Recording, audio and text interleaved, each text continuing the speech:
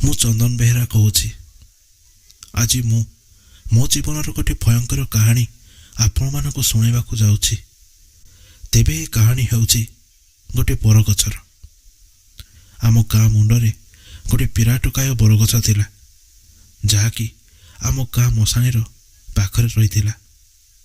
ମୁଁ ଆମ ଗାଁର ନାଁ ତ ଏଠି ମେନସନ୍ କରିବାକୁ ଚାହେଁନି, କିନ୍ତୁ ସେ ବରଗଛକୁ ନେଇ ଆଜି ଏମିତି ଗୋଟେ ଭୟଙ୍କର ଘଟଣା ଆପଣମାନଙ୍କୁ ଶୁଣାଇବାକୁ ଯାଉଛି, ଯାହାକୁ ଶୁଣିଲେ ଆପଣମାନଙ୍କର ଲୋମ ଟାଙ୍କରି ଉଠିବ। ତେବେ ଏହି ଘଟଣାଟା ସେତେବେଳେ ଘଟିଥିଲା ଯେତେବେଳେ ମୋତେ 10 ବର୍ଷ କି 12 ବର୍ଷ ହେଇଥାଏ। ସେତେବେଳକୁ ତ ଆମ ଗାଁର ଲାଇନ୍ ଆସିନଥିଲା, ତେଣୁ ଲଣ୍ଠନ ଧରି ଆମ ଗାଁର ଲୋକମାନେ ବିଲ ଜଗିବାକୁ ଯାଆନ୍ତି।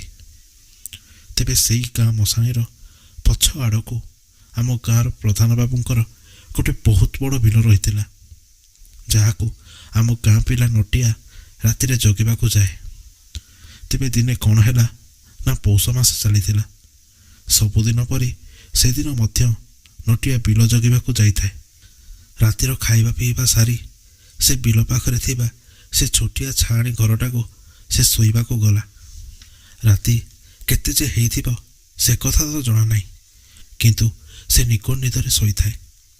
ପୌଷ ମାସର ସେ ଶୀତ ରାତିଟାରେ କୁଆଡ଼େ କିଛି ବି ଶବ୍ଦ ହେଉନଥାଏ।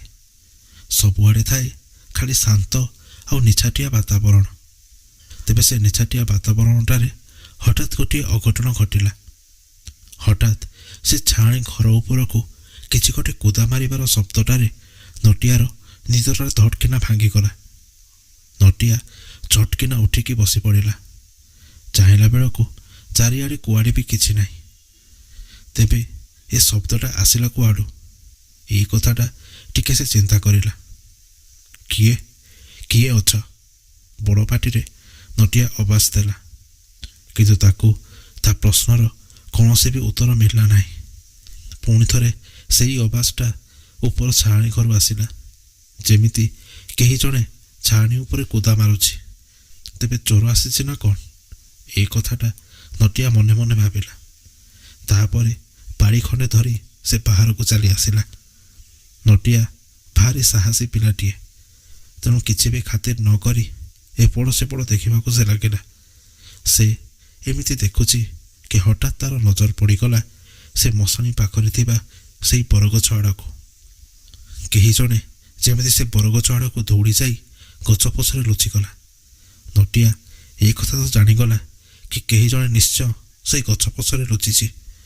ତେଣୁ ସେ ଆଉ କିଛି ବି ଚିନ୍ତା ନ କରି ସେଇ ବରଗଛ ପାଖକୁ ଦୌଡ଼ିଲା। ତେବେ ବରଗଛ ପାଖରେ ପହଞ୍ଚିଯିବା ପରେ ସେ ଏପଟ ସେପଟ ଦେଖିବାକୁ ଲାଗିଥାଏ, କିନ୍ତୁ ସେଠାରେ କେହି ବି ଲୋକ ନଥିଲେ। ଚାରିଆଡ଼େ ତ ଖାଲି କିଟିମିଟି ଅନ୍ଧାର ଆଉ ନିଛାଟିଆ ବାତାବରଣ ଥାଏ। ହାତରେ ଧରିଥିବା ସେ ଲଣ୍ଠନର ମିଜି ମିଜି ଆଲୁଅ ହିଁ ତାହାର ସେତେବେଳେ ଗୋଟିଏ ମାତ୍ର ସାହାରା। କିଏ କିଏ ଏଠି ଅଛ?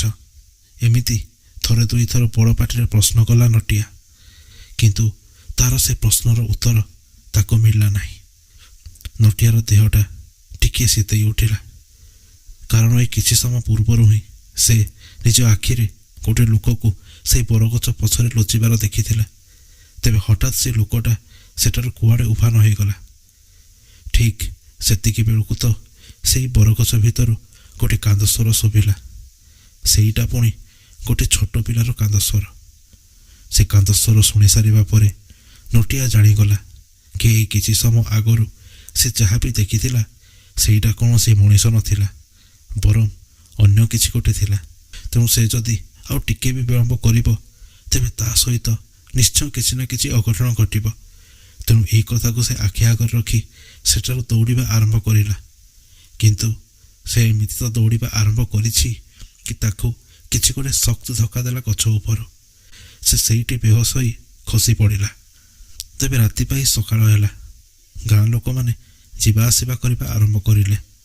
ଏମିତି ଯିବା ଆସିବା କରୁଥିବା ସମୟରେ ସେମାନେ ନଟିଆକୁ ସେଇ ବରଗଛ ତଳେ ବେହୋସ ହୋଇ ପଡ଼ିଥିବାର ଦେଖିଲେ। ତାହାକୁ ସେମାନେ ବେହୋସ ହୋଇ ପଡ଼ିଥିବାର ଦେଖି ଆଶ୍ଚର୍ଯ୍ୟ ହେଲେ। ତାପରେ ତାକୁ ଘରକୁ ନେଇ ଆଣିଲେ। କିନ୍ତୁ ନଟିଆ ହୋସକୁ ଯେମିତି ଆସିଲା, ସେ କାହାକୁ କିଛି ବି କହିଲା ନାହିଁ। ଦିନ ବିତି ଯାଇ ରାତି ଆସିଲା। ଯେହେତୁ ସେଦିନ ରାତିରେ ତାହା ସହିତ କୌଣସି ଏକ ଅଘଟଣ ଘଟିଥିଲା। ତେଣୁ ପ୍ରଧାନ ବାବୁ ମଧ୍ୟ କିଛି ଦିନ ବିଶ୍ରାମ ନେବାକୁ ତାକୁ କହିଲେ। ଏହିପରି 2 ଦିନ ବିତି ଯାଇଥାଏ। ଜଣା ନାହିଁ ରାତି ସେଦିନ କେତେ ଯେ ହେଇଥିବ।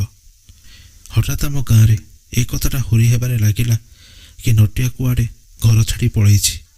ତାର ବାପା ତ ନାହିଁ, ତାର ଗୋଟିଏ ମାତ୍ର ମା କୁନି ମାଉସୀ ଏପଟ ସେପଟ ହେଇ ହେଇ ଗାଁ ସାରା ତାକୁ ଖୋଜିବାରେ ଲାଗିଛି।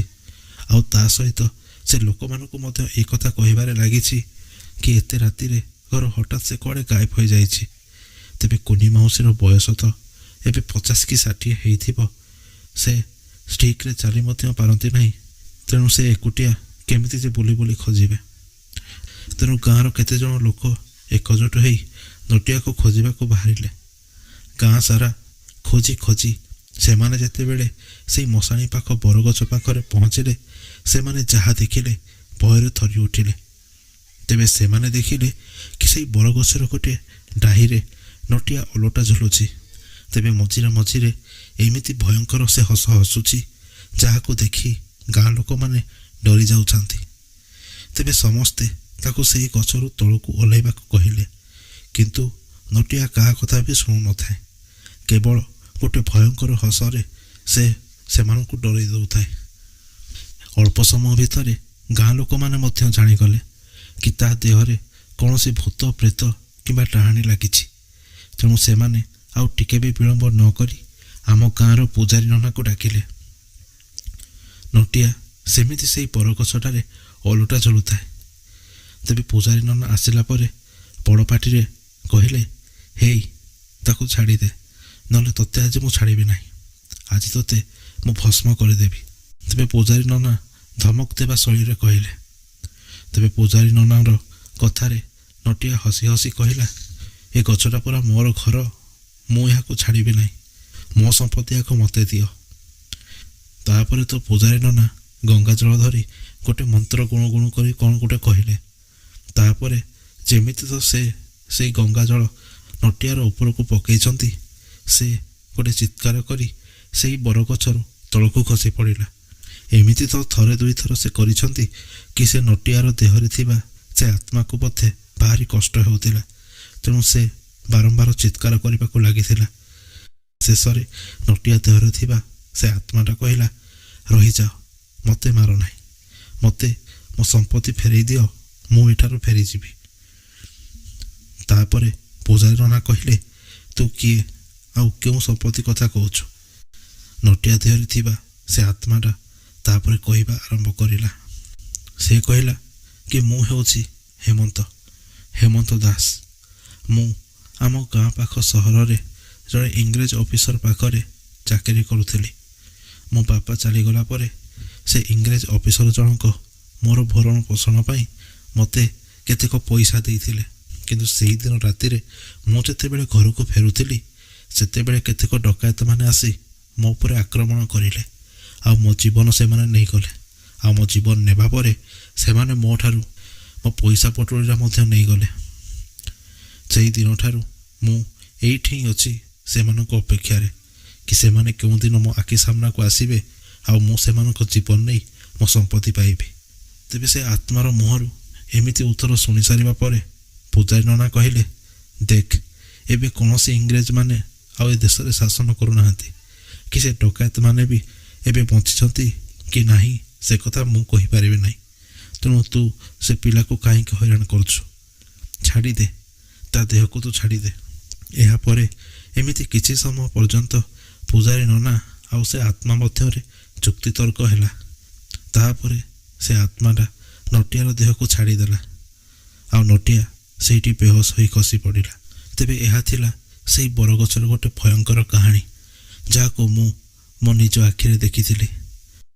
ଆପଣମାନଙ୍କୁ ମୋର ଏଇ କାହାଣୀଟି କେମିତି ଲାଗିଲା ମୋତେ କମେଣ୍ଟ ସେକ୍ସନ ମାଧ୍ୟମରେ ନିଶ୍ଚୟ ଜଣାଇବେ। ଆଉ ଆମର ଚ୍ୟାନେଲ ଓଡ଼ିଆ କାହାଣୀ ଦୁନିଆକୁ ସବସ୍କ୍ରାଇବ୍ କରିବାକୁ ଜମା ଭୁଲିବେ